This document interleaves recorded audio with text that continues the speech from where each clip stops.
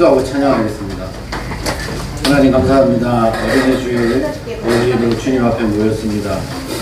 어린이를 사랑하셨던 그 지극한 마음을 우리들에게도 주셔서 이 땅에 살고 있는 모든 어린이들이 죽게로 오는 그날을 기억하며 또 희망하며 소망하며 기도할 수 있도록 도와주옵소서. 영광교회에 있는 어린이들에게 은혜를 더하여 주셔서 평생을 주님과 동행하며 또 내 주님이 주시는 행복한 삶을 살아가는 어린이들이 될 수 있도록 도와주옵소서. 찬양하기를 원합니다. 우리들의 찬양을 받아주시고 예배드리기에 부족함이 없는 모습으로 변화시켜 주옵소서. 예수님 이름으로 기도드렸습니다. 아멘. 우리 520장 듣는 사람마다 복음 전하여 우리 힘차게 찬양합니다.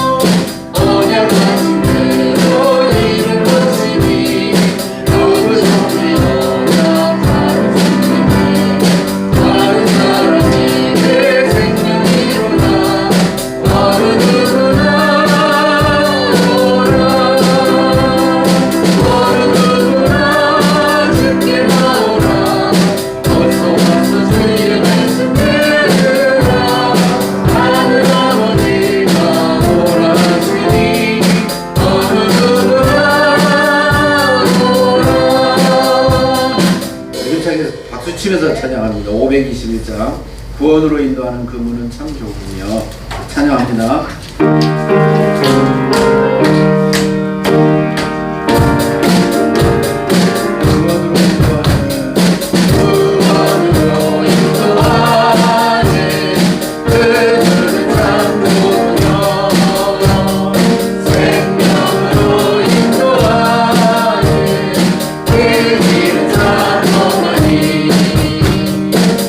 우리 보내지고 있는 그 더러운 죄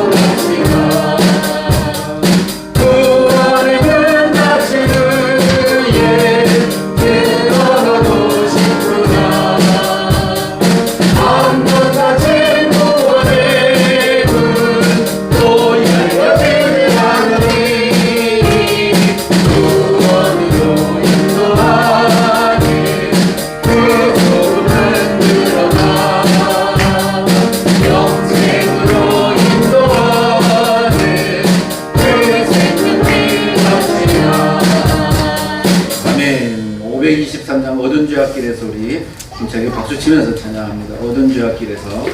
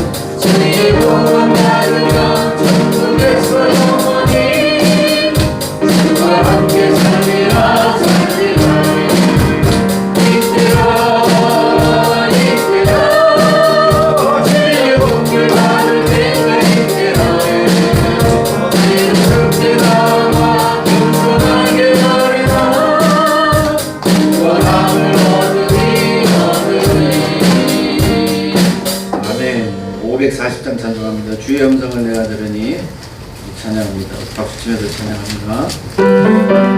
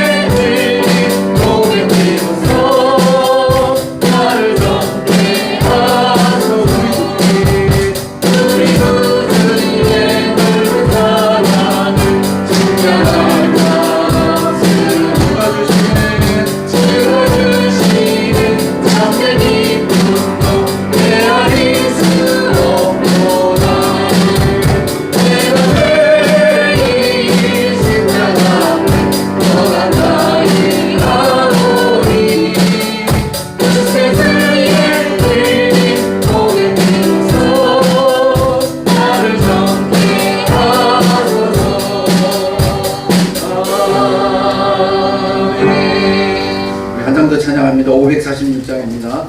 주님 약속하신 말씀 위에서 영원토록 주를 찬송하리라. 우리 가사를 생각하면서 찬양합니다. 546장입니다.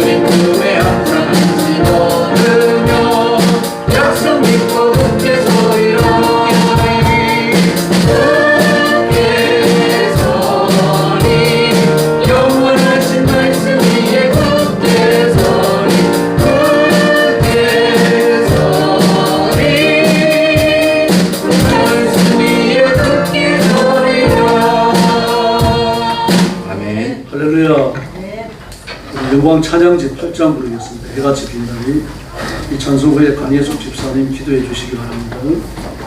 영광 찬양집입니다. 큰 책입니다.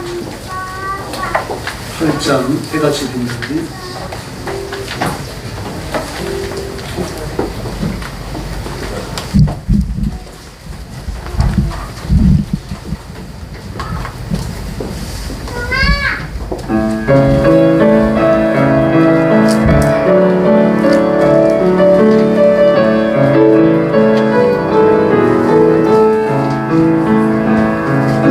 주의 그 섬김이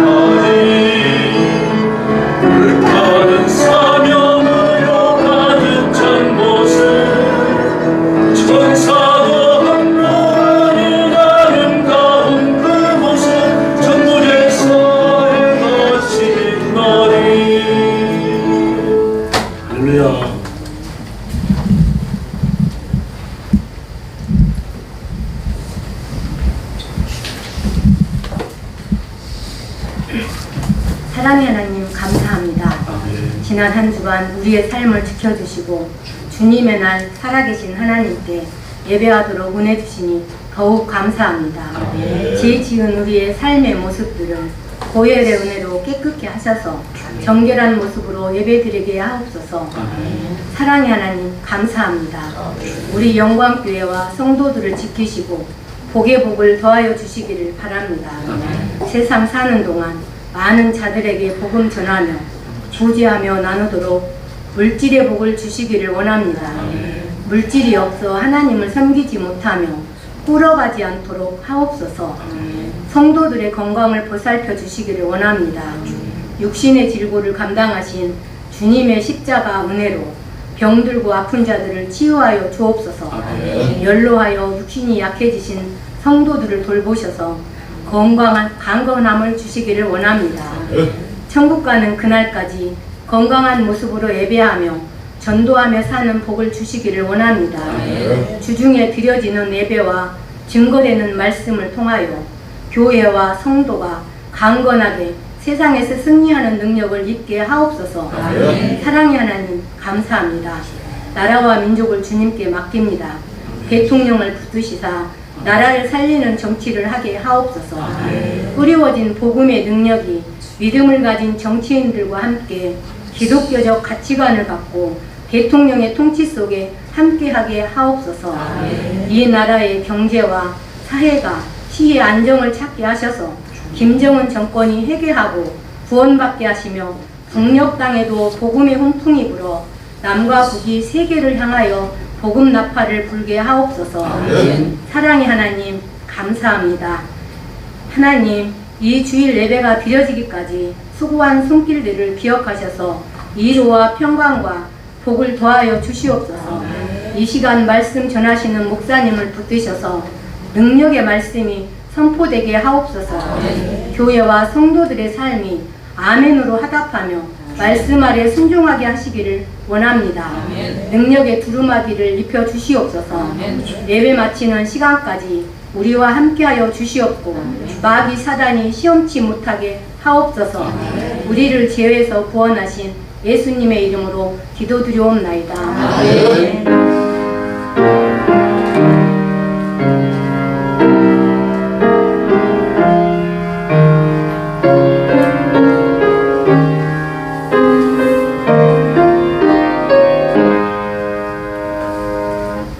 감사합니다. 하나님 말씀 봉독하겠습니다. 요한일서 2장 18절부터 29절까지입니다. 신약성경 389페이지입니다. 389페이지 요한일서 2장 18절부터 19절까지입니다. 새벽 예배 때처럼 읽겠습니다. 제가 먼저 읽습니다. 아이들아, 지금은 마지막 때라. 적그리스도가 오리라는 말을 너희가 들은 것과 같이 지금도 많은 적그리스도가 일어났으니 그러므로 우리가 마지막 때인 줄 아노라.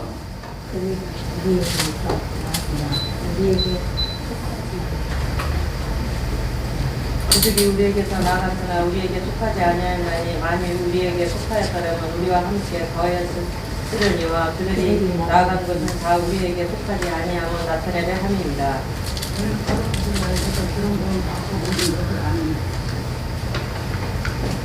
내가 너희에게 쓰는 것은 너희가 진리를 알지 못하기 때문이 아니라 알기 때문이요 또 모든 거짓은 진리에서 나지 않기 때문이라. 거짓말하는 자가 누구냐? 예수께서 그리스도인이 이심을 부인하는 자가 아니냐? 아버지와 아들을 부인하는 그가 저 그리스도시니. 아들을 부인하는 자에게는 또한 아버지가 없으니 아들을 시인하는 자에게는 아버지도 있느니라. 너희는 처음부터 들은 것을 너희 안에 거하게 하라. 처음부터 들은 것이 너희 안에 거하면 너희가 아들과 아버지 안에 거하리라. 그가 우리에게 약속하신 것은 이것이니 곧 영원한 생명입니다. 너희를 미혹하는 자들의 가난은 내가 이것을 너희에게 썼습니다. 너희는 주께 받은 바 기름 부음이 너희 안에 더하면 아무도 너희를 가르칠 필요가 없고 오직 그의 기름 부음이 모든 것을 너희에게 가르치며 또 참되고 거짓이 없으니 너희를 가르치신 그대로 주 안에 거하라. 자녀들아 이제 그 안에 거하라. 이는 주께서 나타내신 바 되니 그가 강령하실 때에 우리로 담대함을 얻어 그 앞에서 부끄럽지 않게 하려 하니라. 마지막 절 같이 봅니다. 너희가 그가 의로우신 줄 알면 의를 행하는 자마다 그에게서 하나님을 알리라. 아멘. 우리가 예수 그리스도께 속했다라는 것을 그를 강조합니다. 그러나 예수께 속하지 않은 자가 있는데 그가 적그리스도라 그랬습니다. 그래서 19절에 보면 그 적그리스도는 우리에게서 나갔지만 우리에게 속하지 않았다. 그런데 그 22절 말씀에 보니까 바로 그 적그리스도가 누구인가 하면은 거짓말하는 자다 그랬습니다. 어떤 거짓말입니까? 그리스도를 부인하는 자. 그 그리스도를 부인하면 여호와 하나님도 부인하는 거죠. 왜 그렇습니까? 예수님이 예수님이 아버지와 함께 계시고 아버지가 예수님과 함께 계시기 때문입니다. 그래서 23절에 보면 아들을 부인하는 자에게는 아버지가 없고 아버지를 인정하는 자에게만 또 아들이 있다 이렇게 말씀을 하셨어요. 그러면서 우리에게 부탁하는 게 뭡니까? 24절 말씀에 보니까 너희 안에 거하면 너희가 아버지와 아들 안에 거하리라 그랬습니다. 뭐가 우리 안에 거합니까? 우리가 들은 말씀이에요. 우리가 들은 말씀이 내 안에 거하면 내가 바로 아버지와 아들 안에 있다는 뜻이 된다는 얘기입니다. 이 거한다라는 말이 자꾸 반복해서 쓰여지죠. 또 안에 있다, 거한다. 29절까지 계속 그렇습니다.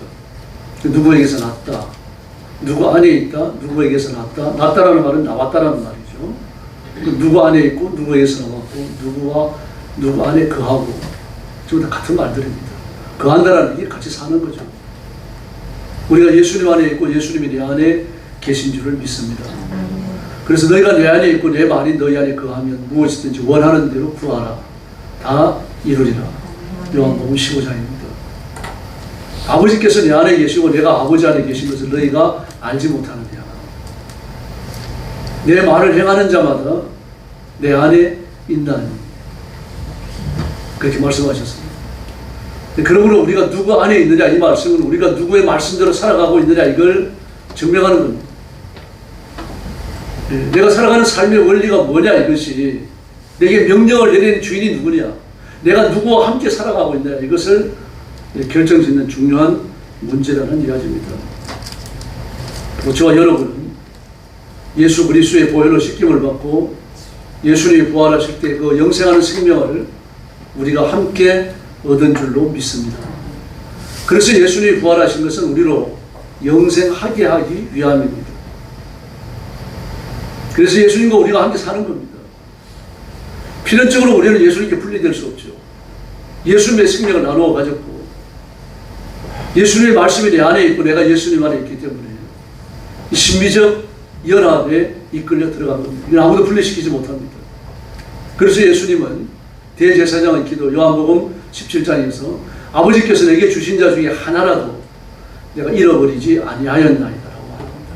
다시 말해서 어느 누구도 예수님은 포기하지 않으십니다. 그래서 죽음을 앞두고 예수 믿는 사람도 있잖아요. 그 예수 믿다가 밖으로 나가요. 이단에 들어가는 사람도 있고 뭐 절에 나가는 사람도 있고 또는 신앙을 포기해버리는 사람도 있는데 그렇게 뭐 10년 20년 살다가 다시 교회로 나오는 사람이 있습니다. 지난 삶을 회개하고 새로워지는 거죠. 하나님이 체험하시기 때문입니다. 성령께서 그 마음을 강권하시니까 그런 역사가 일어나는 거죠. 그러면 우리가 예수 안에 거한다. 우리 성경 말씀이 예수 안에 거하라죠. 그리스도 안에 거하라죠. 그리스도 안에 거한다라는 말씀은 매일 교회를 나오라는 얘기가 아닙니다. 뭐 성령책을 이렇게 끼고 천천히 걸어다니라 뭐 그런 말도 아니고요. 옛날에 신학교에서는요. 목사가 걷는 법까지 가르쳤어요. 성경을 들고 이렇게 천천히 걸어라. 신방 다닐 때 빨리빨리 걷지 마라. 출렁거린다. 성격이 급해가지고 빨리 걷는데 그럼 어떻게 합니까? 그리고 빨리 걷는 걸 또 출렁거린다 그러면 안 되잖아요. 목사가 됐다고 너 틀에 그러면 소 한 마리 데리고 다녀야죠. 네. 뭐 그런 게 경건이 아닙니다. 그런 게 의로움이 아니고 바로 그런 게 예수님과 함께 산다는 그런 뜻이 아니고요. 하나님 말씀 앞에 복종한다는 이야기예요. 예수님의 생명을 내가 가졌으니까 예수님과 내가 필연적인 문명적 팀으로 묶이는 겁니다. 그래서 예수님이 내 안에 계시고 내가 예수님 안에 있는다. 이런 신비적 연합에 관해서 말하는 거죠. 이런 식으로 존재하는 건 세상에 없어요. 그러나 영적인 관계에서 이렇게 묶이는 겁니다. 그래서 하나님의 말씀을 수시로 읽고 말씀을 전하고 말씀을 토대로 살아가고 성경적 가시관을 버리지 말라는 얘기입니다. 특별히 요한 1서에서 우리가 예수와 함께 산다라는 말은 이단을 분별하고 이단을 정죄하라는 이야기입니다. 요한 사도께서 그래 지나가는 말로 그리스도와 함께 거하라 그런 말씀을 하시는 게 아닙니다. 오늘 18절에 이야기하는 것처럼 마지막 때이기 때문입니다. 종말의 때입니다. 종말은 두 가지 범위를 가지는데 하나는 개인의 종말이 있고 하나는 역사의 종말이 있습니다. 개인의 종말은 우리 각자 다 달라요. 육신의 장막을 떠나는 날 하나님 앞에 가는 겁니다. 그게 우리의 죽음, 우리의 종말이죠. 역사의 종말은 눈으로 보이는 모든 세계가 없어지는 겁니다. 하늘도 종이자처럼 말려서 떠나가고 다 불에 타서 없어지고 체질이 녹아져 버립니다. 눈앞에서 없어지는 겁니다. 그러므로 이 종말이라고 하는 것을 아무도 피할 수 없어요. 종말을 피한 사람이 두 사람이 있죠. 누구죠? 에녹과 엘리야 두 사람. 그 외에는 다 죽었어요. 예수님도 못 피했습니다. 예수님도 십자가 위에 죽으시죠. 전부 다 죽음의 채널을 통과해야만 합니다. 그런 다음에 부활한 사람들이 있죠. 그들이 또 죽었어요. 나사로가 죽었죠. 다비다가 죽었죠. 그 살했던 과부의 아들이 죽었죠. 다 죽었어요. 또 돌아가도 죽었죠. 야이로, 해당된 야이로의 딸도 죽었고요. 살아났지만 죽는 겁니다. 죽으면 피해갈 수 없는 거예요. 이건 누구나 죽어서 창세기 3장의 저주를 성취해야만 합니다. 우리가 그돈 낫다고 할지라도 육신을 갖고 있는 동안 우리의 육신의 저주를 감당해야 하는 거죠. 육신을 갖고 사는 동안 창세기 3장의 저주를 따라가지 않아요. 병들어야 하고 늙어야 하고 땀 흘리며 돈을 벌어야 먹고 살 수 있고요. 애쓰고 수고하고 노력하지 않냐고는 얻을 수 있는 게 아무것도 없습니다. 하나님의 은사와 능력과 권능이 임한다고 하더라도 땅의 질서가 송두리째 사라지는 것은 아니죠. 그냥 그대로 있는 거예요. 또 역사의 종말이 있습니다. 눈에 보이는 천지 산천이 다 파멸되어 없어집니다. 온 우주가 심판받아 사라지고 하나님의 나라만 남는 줄로 믿습니다. 그리고 지옥은 그 어딘가에 또 존재하게 되죠. 지금 우리로서 지옥이 어디 있다라고 말할 수 없어요. 성경은 지옥의 처소성을 분명히 말하지만 그 위치에 관해서 말하지 않아요. 어디다 이렇게. 그래서 역사의 종말에 관한 심판, 온 세상이 망한다고 하는 심판은 보편적입니다. 이 지식은 누구나 갖고 있어요. 그래서 보통 일이 잘 안 풀릴 때, 자꾸 꼬일 때, 만사가 온다고 심사가 뒤틀리면 뭐라 그럽니까? 에이, 이놈의 세상 이놈의 세상 망이나 버려라. 많이 버려. 뭐 옛날에 그런 소리 많이 들었어요. 망할 놈의 세상. 욕할 때 왜 그러는지 모르겠어요. 저희 아들 보고도 망할 놈 하고, 세상 보고도 망할 놈의 세상. 살기가 그렇게 어렵고 책방했을 겁니다. 그러니 뭐 그런 말들을 했죠. 그 세상이 망한다고 하는 생각은 누구나 다 가지고 있었어요. 근데 요즘처럼 엄청난 기후제한이나 반사회적 형상들과 부딪히고 보면요, 많은 세상 사람들이 종말이라고 생각을 합니다. 이번에도 그 남미나 저런 동남아 엄청난 비가 쏟아졌잖아요. 중국도 마찬가지고요. 그 홍수가 쏟아져갖고 도시 하나가 절단이 났는데 그 절단난 도시에 토네이도가 또 불어왔습니다. 아주 초토화 돼버렸습니다. 트레일러를 들어가고 이쪽에는 대동댕이 쳐놓고요. 중국의 토네이도가 쉽지 않거든요. 뭐 10년이면 아니면 토네이도라고 그러던 거예요. 토네이도가 뭐 미국에 내렸다. 대서에서 올라왔다. 이게 가능한 거예요. 근데 세상에 중국 땅에 토네이도가 올라왔다. 이게 정말 신기한 일입니다.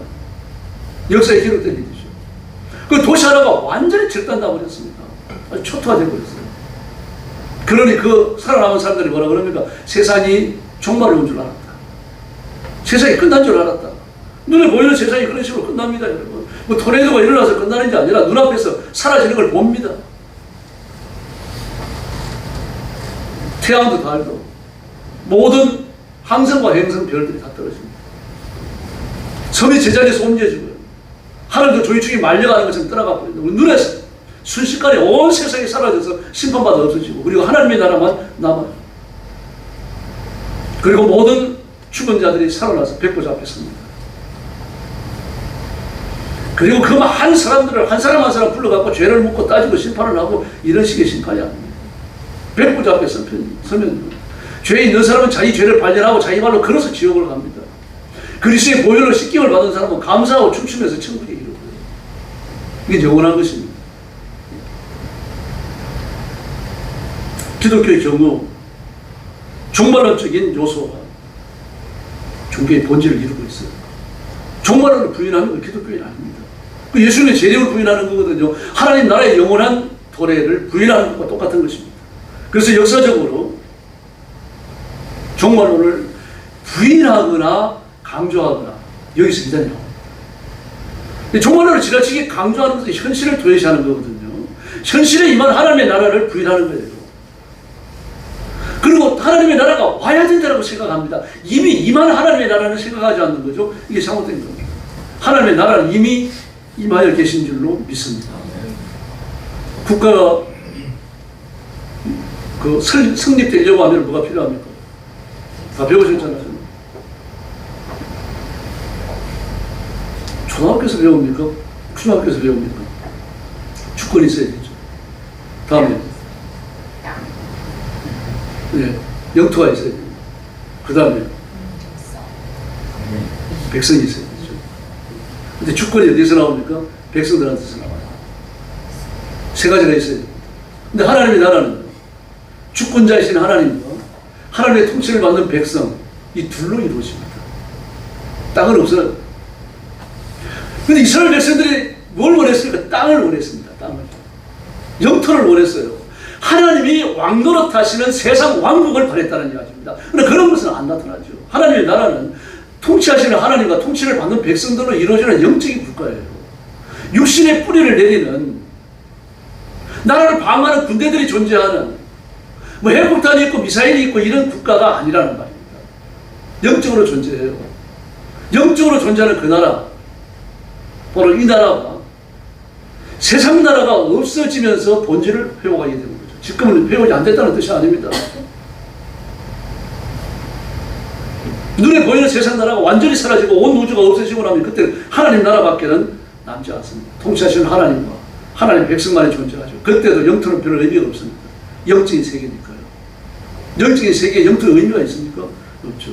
그래서 하나님의 나라를 무한하다고 말합니다. 우리로서 개념이 안 잡힙니다, 사실은. 미국이 큰 나라죠. 미국도 죄를 짓고 뭐 텍사스 깡수들 숨어 놓으면 잘 못 잡아요. 30년 전 만에 잡히고 20년 만에 도시에도 그렇게 숨어 살 수가 있습니다. 또 미국과 같은 나라는요, 포드가 자동차를 팔아먹기 위해 가지고 저는 워싱턴이라든지 뉴욕이라든지 이미 만들어져 있던 지하철 노선을 통째로 사버려요. 그걸 폐쇄시켜버립니다.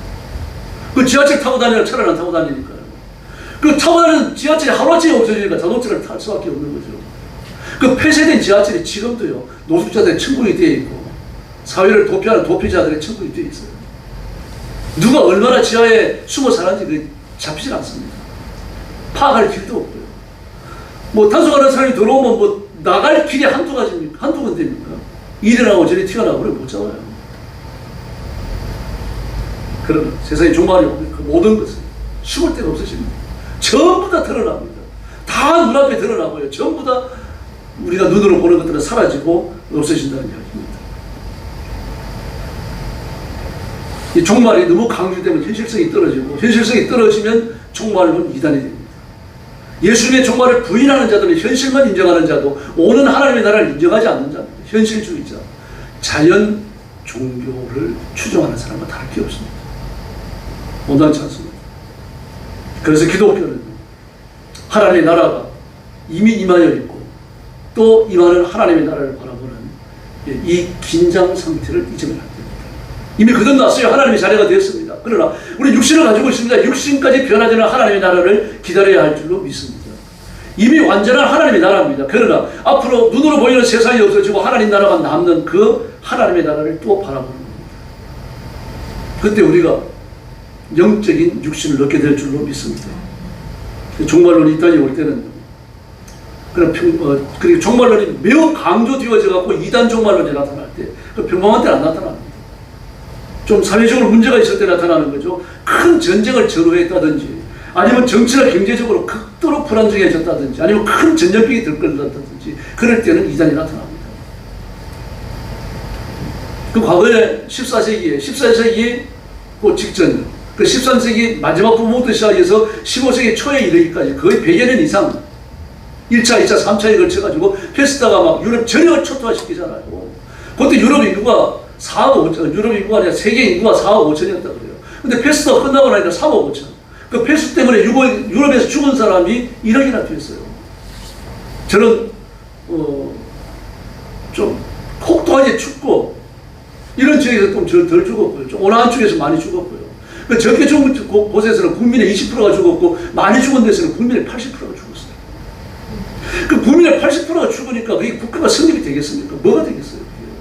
이게 1세기에 걸쳐가지고 일어나 버렸으니까요. 처음부터 세상이 종말이 온 줄 알았죠. 그때는 예배를 들을 때도 전부 설교가 종말론에 초점이 맞추어져 있었어요. 예수님이 곧 오신다. 정신 차리자. 그 심지어 패스트에 걸렸는데도 그냥 그 사람들끼리 교회 안에 모여가지고 예배 드리다가 10명, 20명이 떼주고 뭐라고 그런 데가 한두 군데가 아니었어요. 이렇게 있다가 오시는 예수를 맞이하고 하나님 나라에 가자. 막 목사가 그렇게 설교를 하니까 말입니다. 막 피곤이 상급해가지고 병에 걸린 사람들이 이 세상에 소망이 없으니까 마음에 감동이 되고 흥분이 되는 거죠. 그래가지고 교회당 안에서 떼주고 그랬어요. 다시 말해서 사회가 파국으로 치달을 때요. 또 개인적으로도 언제 파산하고 언제 죽을지 모른다. 이런 위기감이 충만하게 되면 종말론이 기승을 부리는 겁니다. 과거 우리나라에 시한부 종말론 이장님이 나타났었잖아요. 그래가지고 얼마나 많은 사람들이 여기에 끌렸는지 모릅니다. 지금 광화문 집회하고 있는 정광훈 목사님, 그 양반도 그 시한부 종말론자였어요. 자기 입으로 얘기했습니다. 그 회의 안 했어요, 지금까지도. 종말론, 그 시한부 종말론 했는데 내가 잘못했다. 그 얘기 안 하고 은근슬쩍 지금 저러고 있습니다. 그 뚜렷한 터닝 포인트가 없어요. 그 욕을 잘하는지 모르겠는데요. 바로 이와 같이 시한부 종말론이 나타나가지고 사회에 문제가 됐을 때가 언제입니까? 그 50하고 60하고 그럴 때. 사회가 극도로 불안할 때입니다. 막 탁 치니까 억하면 죽었다. 이런 만화 같은 소리를 하고 말이죠. 대통령이 그 국무회의나 뭐 이런 요인들, 뭐 저런 국정원들 회의나 이런 거 소집하다가 누구에 대한 보고하면 그 사람 아직 살아있어? 그럼 다음날 죽어가지고 인천 앞바다 떠올라요. 이럴 때입니다, 여러분. 그 남현동에 가면 등용문 학원이 있잖아요. 등용문 학원에서 뒤쪽으로 들어가면 큰 회사가 하나 있어요. 회사 전체가 철로 이렇게 담장에 씌워져 있고 아침 출근 시간에 뛰어지면 막 그 넓이가 한 10m는 될 겁니다. 그게 철 때문에 쫙 열리면 차들이 막 절벽에 들어가고 저녁에 열리면 또 나오고 그게 국정원 사무실이었어요. 저도 하도 희한한 데가 있다고 해가지고 가서 봤습니다. 그때 안기부였죠. 안전기획부. 그 많은 사람들이 거기 끌려가서 죽었어요. 남산은 말할 것도 없고요. 남산으로 가면은 회의 안 하는 사람이 없고요. 뭐 두들겨 패고 죽는다 그러는데 생이빨을 뽑아제끼는데 그거 회의 안 할 수가 없잖아요. 온갖 고문을 다 했으니까요. 그 고문 기술자 중에 한 사람이 누구였어요? 이근환이요. 그 왜 신학까지 해가지고 목산수까지 받았는데 그런 사람을 왜 신학교에서 받아줬는지 모르겠어요. 그런 일까지 벌어지고 교회가 그러니까 국가와 연합해가지고 기독교적 국가주의, 기독교적 민족주의 대단히 위험합니다. 그래 이데올로기를 만들어냈어요 그때. 그래서 이런 식으로 벌어지고 있는 사회적인 문제에 대해 갖고는 관여를 안 했던 겁니다. 그러니까 불건전한 시한부 종말론이 이렇게 나타나는 거예요. 뭐 그런 일이 벌어지고 있으니까 내가 차근차근 돈 모아가지고 집을 살 수 있다, 출세할 수 있다, 내가 장가 갈 수 있다 이런 꿈을 갖기 어려운 거죠. 1억 천금을 꿈꾸게 되는 겁니다. 권력을 높은 자들이 사회를, 권력을 가진 자들이 사회를 이끌어가고 있으니까 말입니다. 그 권력에 줄을 대든지요.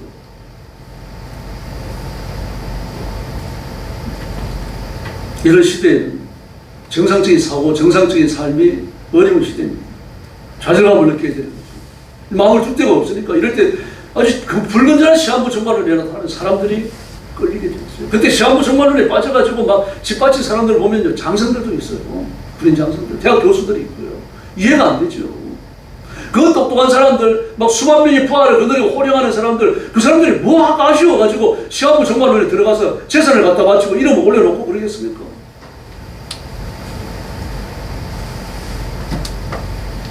역사적으로 불안하다는 것을 스스로 알기 때문에 하나회에 의해가지고 언제 목이 달아날지 자기도 모르거든요. 대학 교수들도 마찬가지입니다. 지금도 그렇습니다. 살인, 강간, 폭력, 이 반사회적 범죄가 불특정한 다수의 사람들에게 무차별적으로 일어나고 위협적이 되어지면요, 사회는 불안하고 혼란스러울 수밖에 없죠. 국가와 국가 간의 대립, 전쟁, 테러, 이런 문제들이 우리를 위협하게 되어지면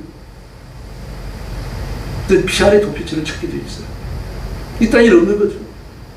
일단 어디를 봐도 없습니다. 물질을 많이 가져봐도, 권력을 가져봐도 이게 다가 아니라는 것을 알거든요. 이게 얼마나 인간에게 있어가지고 그렇게 인간을 지켜줄 수 있는 안전장치가 안 된다고 하는 것을 알기 때문에 자꾸 피하는 도피처를 찾는 거죠. 이때 종교적인 강력한 한 방이 나타나면요, 사람들이 그렇게 쏠리는 거예요. 신화 고백과 관계없이 쏠리는 거죠. 바로 이같이 국가와 사회구조 자체가 혼란스럽고 불신감이 팽배해지고 발버둥 쳐봐야 햇빛 들 날도 없고 늘 소외를 보고 살아가고 이런 무지랭이 서민들이라고 하는 집단 피해의식 같은 것이 있으면 총괄론적인 이런 불건전한 관심들이 해로 떠오를 수 있는 겁니다. 그래서 이 불건전하고 비성경적인 종말론은 특징이 있는데 되게 이기적이고 배타적입니다. 이게 첫 번째 특징이에요. 이기적이고 배타적이에요. 그 종말론에 대한 것을 외치면서 예수 믿으라고 외치고 뭐 복음을 전하는 것 같습니다만 결국 이들이 주장하는 게 뭡니까? 자기들의 주장에 동의해야 돼요. 다른 데는 구원이 없습니다. 자기들한테만 있어요. 이렇게 배타적이고 이기적이에요. 근데 개방적이 아니죠. 폐쇄적입니다. 개토 공동체를 중심으로 움직이거든요. 그러므로 정회원이 되기 전까지는 그 모여있는 집단의 정확한 것들을 볼 수 없습니다. 정보 공개되는 정보를 제한하기 때문에. 정회원이 되어지고 회원 자격을 얻어야 그 회원 자격을 가지고 있는 정회원들이 참석하는 예배에 참석할 수가 있어요. 대부분 이단들이 이렇게 이중삼직의 분별을 가지고 있습니다. 여호와의 증인도 마찬가지입니다. 여호와의 증인, 올수원자들, 정회원들이 드리는 예배는 따로 있어요.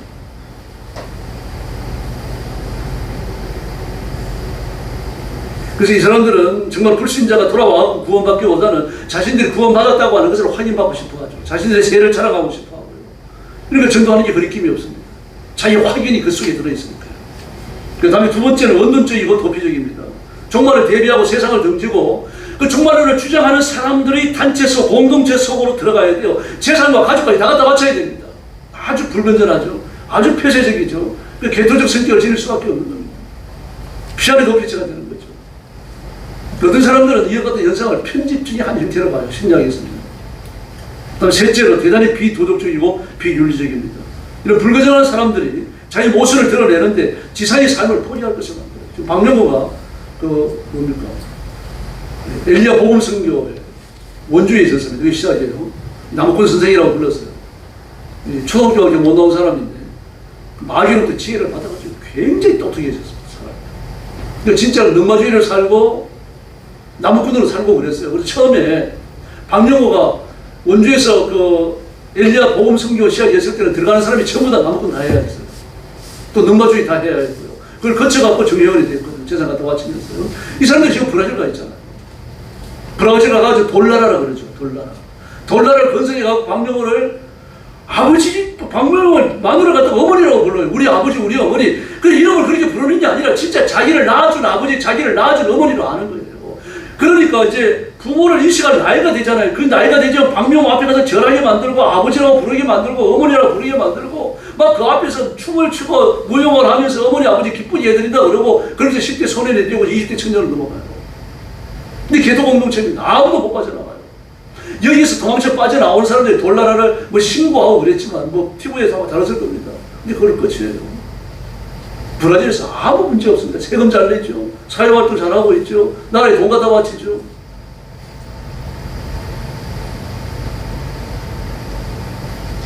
이렇게 비윤리적인 도덕적인 가정이 완전히 깨지는 거죠. 그 교주를 중심으로 재조직되는 겁니다. 그 김정은이를 중심으로 재조직되잖아요. 그 김정은이를 아버지라고 그러잖아요. 나이 새파래갖고 나이도 몇 살 안 먹었는데 나오라고 용감하죠. 그 북쪽에 살찐 돼지. 하나 더 했어야 됩니다. 나이도 어린 것이 맞박에 피도 안 나는데 개똥도 안 벗어지고 그게 하나 더 붙어야 돼요. 여러분, 그래서 이단은 존재해서 안 됩니다. 있어갖고 안 돼요. 사회 암적 존재예요. 근데 버젓이 행세하고 있죠. 그걸 다스릴 수 있는 나라의 법이 없어요. 종교의 자유가 있기 때문에. 종교의 자유가 있더라도 윤리성을 벗어났다, 건전한 가정을 해친다, 뭐 이러면은 어떻게 좀 벌을 줘야 되는 거거든요. 근데 벌을 안 줍니다. 정명석이 보십시오. 감옥에서 죽기는 했지만요. 죄에서. 그 죄에서 잠입해가지고 이렇게 있던 분이 있었어요. 이제 취재하려고 들어갔던 거죠. 자기가 이해가 안 된다고요. 나온 사람도 그렇습니다.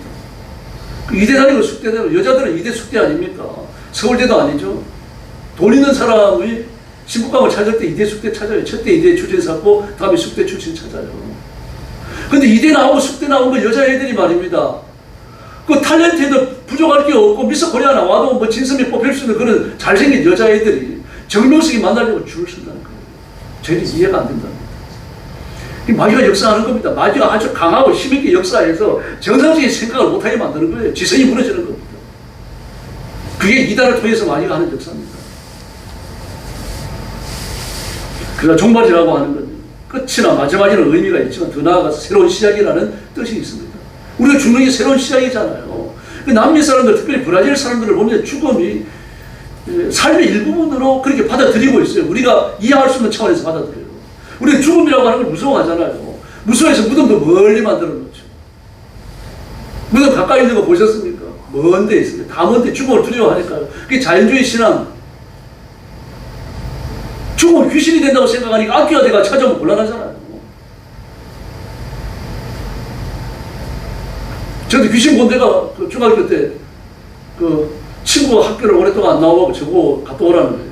아, 또 왜 나보고 가라 그러는지. 지나가면 화장터를 지나가야 돼. 무덤도 몇 개 있고. 그 동네 끝에 화장터가 있었는데 화장터를 지나가는데 절벽에 뭔가 걸려있는 겁니다. 뭔가 걸려있으면 안 쳐다보고 가야 되는데 그걸 자세히 쳐다봤죠. 쳐다봤는데 귀신의 형상이 나한테 막 날아오를 겁니다. 소리 지르면서 얼마나 막 그 살길을 내빼서 도망을 갔는지요. 그러나 집에 못 왔어요. 자고 있던 집에 갔죠. 그 사람이 죽었다 그러면 귀신을 떠올리지. 착한 귀신이 있다. 그런 생각을 못 하는 겁니다. 다른 세상에 들어간다. 천국에 들어간다. 우리도 이런 생각이 잘 안 들잖아요. 이걸 좀 바꿔야 됩니다. 죽어서 천국 가든지 지옥 가든지 두 길밖에 없다는 말입니다. 근데 브라질 사람들, 남미 사람들은 이거 신앙이 아주 그 성경적으로 잘 되어 있어요. 죽은 다음에 하나님 나라에 간다고 생각합니다. 그 사람들은요. 그래서 무덤이 그 동네 가까이 있고요. 죽음을 두려워하지는 않아요.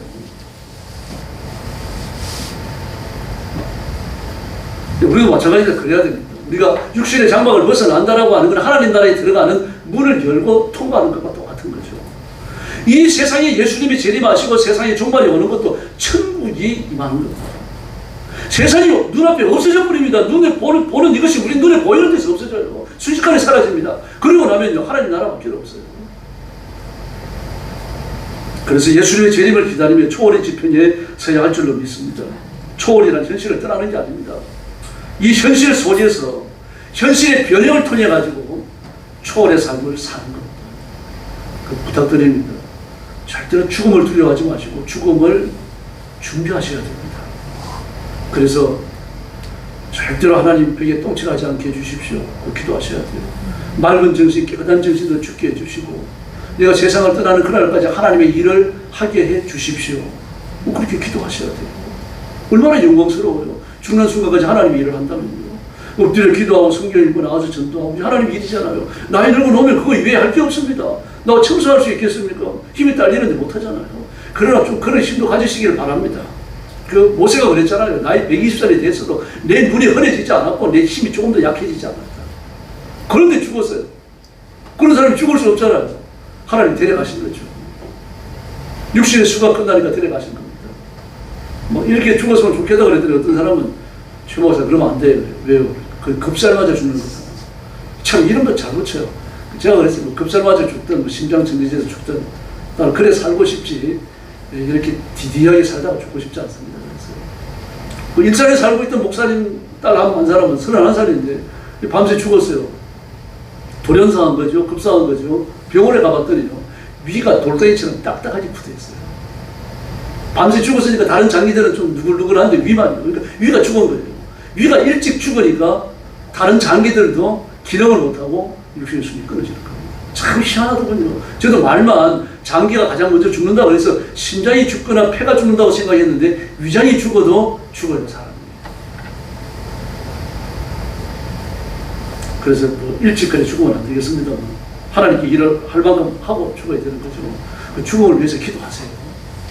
하나님 앞에 기도하고 또 그러기를 바라고 사모하고 그런 마음을 자꾸 가져야지. 그 세상에 대한 그 애착을 자꾸 가지시면 안 돼요. 세상에 대한 애착을 자꾸 가지면은 예수님이 빨리 오실까 봐 겁이 납니다.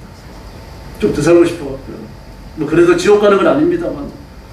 네, 그래서 오늘 현실 교회들이 과거에 가졌던 종말론적인 그 건강한 신앙을 가졌던 그때보다는 너무 현실적이에요.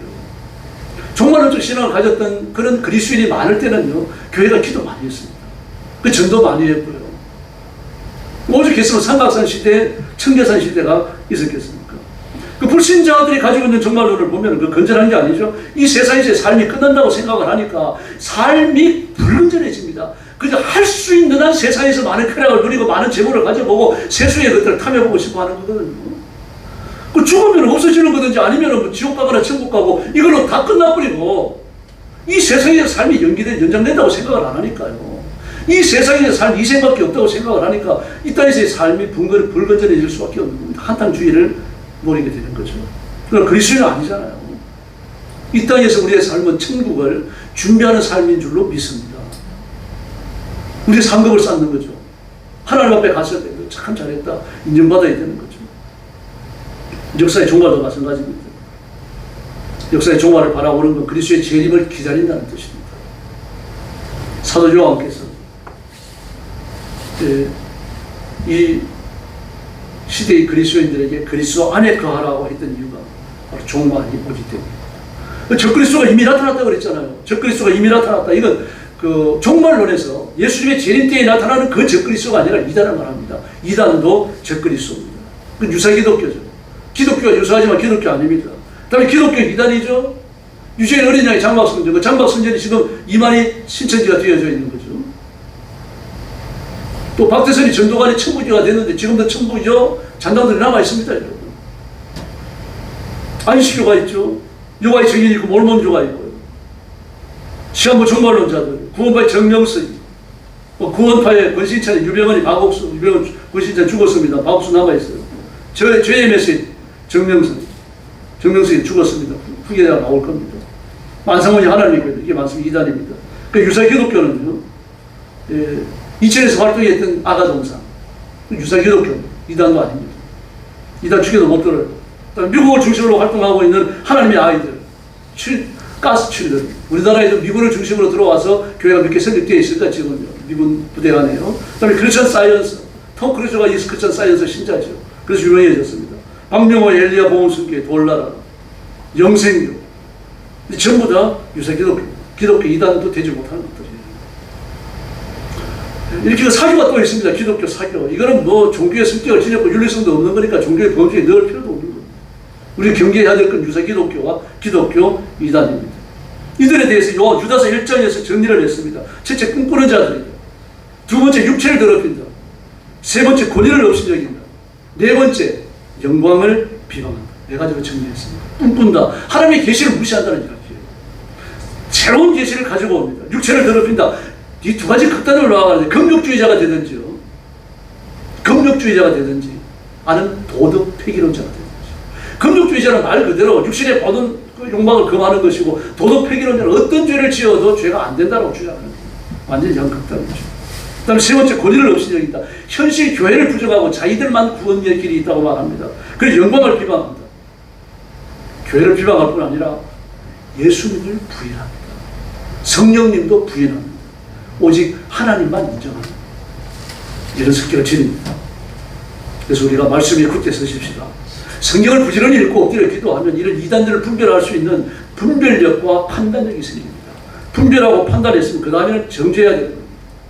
가까이 할 필요 없어요. 알아보려고 노력할 필요도 없습니다. 신천지가 어떤지 좀 알아봐야 되겠습니다. 어떻게 알아볼 건데요?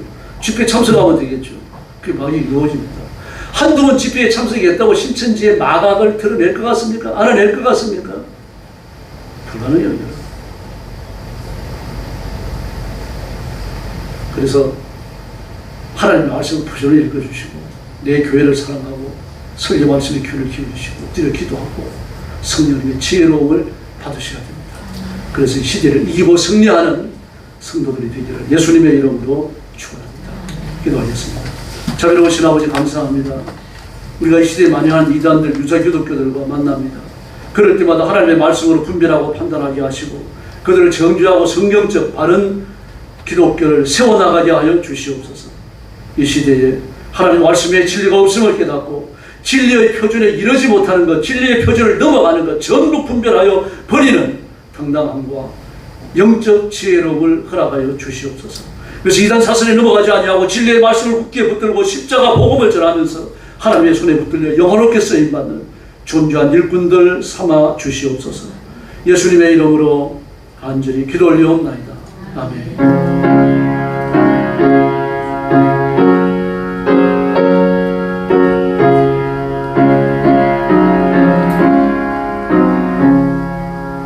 (459장) 찬송 드리겠습니다.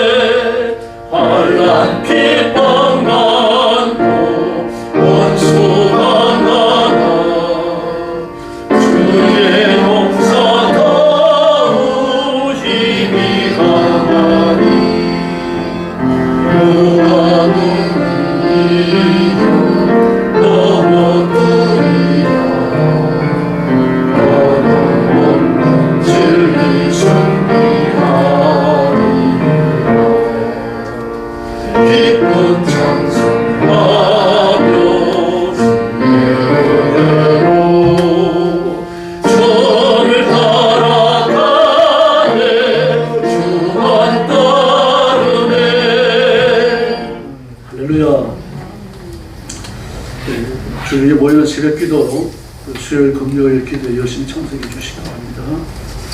교회 성장을 위해서 기도해 주시고 몸이 아픈 성도들을 위해서 특별히 부르짖어 주시기 바랍니다. 다음 주일은 어버이 주일이고요. 오후 예배는 가정 예배로 드리겠습니다. 만예배 드린 후에 우리 어른들 모시고 정주히 식사하는 시간 갖도록 하겠습니다. 다음 주일에 다른 계획 같지 않도록 가시는 분들은 좋은 어깨 갖도록 그렇게 하시기 바랍니다. 옆에 계시는 분들하고 인사 나눠주시기 바랍니다.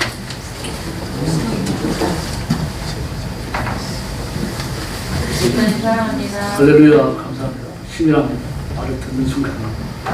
우리 한 번 더 인사합시다. 예수님 안에 거합시다. 축도하겠습니다. 이제는 우리 구주 예수 그리스도의 은혜와 하나님 아버지의 극진하신 사랑과 성령님의 도우심과 인도하심과 교통하심이 오늘 감사함으로 예배를 드리고 기쁨으로 말씀을 받고 이 말씀을 따라 예수님 안에 거하며 예수님을 따라 살며 예수님께 붙들려 승리하기 원하는 사랑하는 모든 성도들 머리 위에 영원토록 함께 계실지어다. 아멘.